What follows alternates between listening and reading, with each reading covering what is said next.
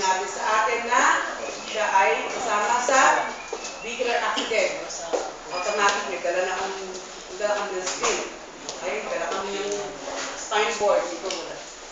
With your PPEs on, pakilala tayo. Sing safety first.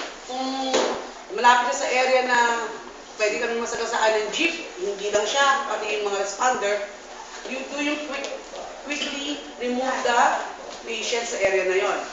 Drag the patient. Kung mag-isa ka, kung dalawa kayo, kung body kayo, move as a unit. Oo, buhatin natin siya. Next. Okay, nasa safe area na tayo. Mama, I am Jindra, I'm a trained EMT.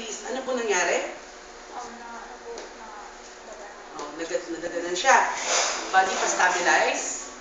Okay, you do your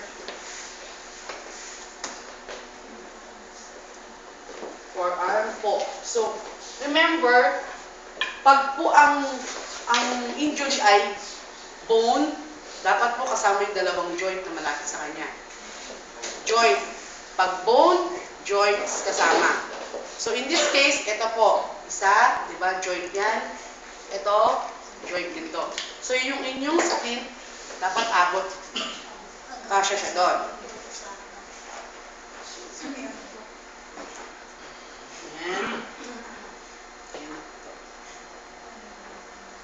Alright? Para po hindi maano yung ating pasyente, ma'am, pwede po always po meron pa rin tender loving care. Hindi pa pwede nasaktan na siya, sasaktan pa natin. Next.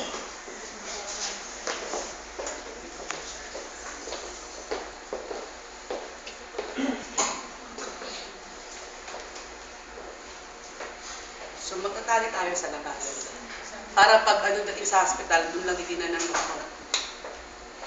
At saka, kung saan yung fracture, huwag natin tatakpan. Kaya pa, ma'am? Talk to your patient. Saan po namin kayo dati ng hospital? Sa clinic. Sa clinic. Sa clinic lang. Kay Dr. Banson. Sa funeraria po. Sa funeraria pas na. Okay. Ganun pa rin po, tago natin yung mga ends. So, ito yung swelling, let's say ito, namamagaan. Ito yung part, diba?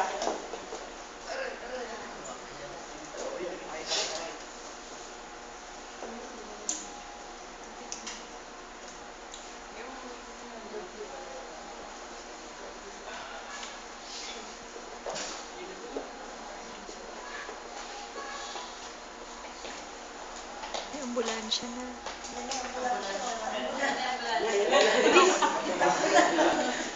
Sinusubukan na. Okay, sige. Ma'am, pwede po niyong i-rapid sa katawan niyo. Ayan. We have to ask po permission sa pasyente always. Tapos, we do the sling and swat. Para may support. So, yung sa body, hindi ko magalaw.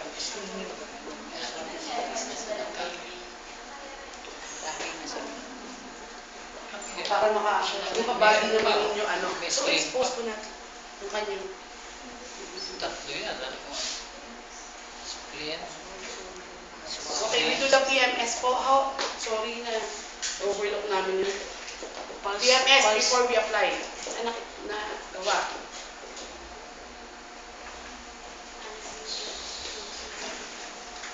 Tap lang po.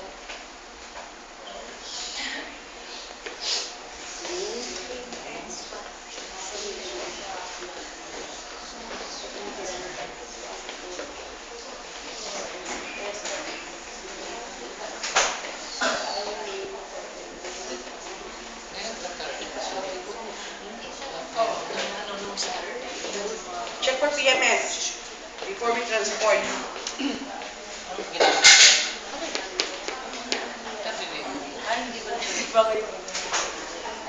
Positive ang kanyang pulse. Check for capillary fill. How can you feel this? Pakiyo lang po ng daliri nyo. Okay? Sabihin, it's not too fine po. Okay na kanyang PMS. Pwede na ba i-transport yung pasyente ng ganito lang? Hindi, talias. Swat. Swat. Ano daw? So, kasi po, pwede pa siyang SWAT. yes, You you need need to to swap swap. pa din. Kasi, kailangan natin siyang ma-immobilize. Injured part.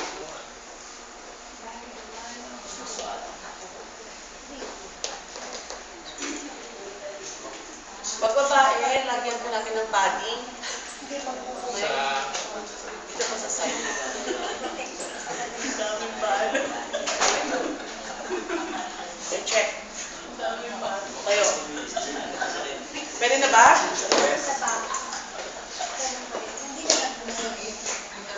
Okay. Kaya na to mamaya ha, sa return demo, guys.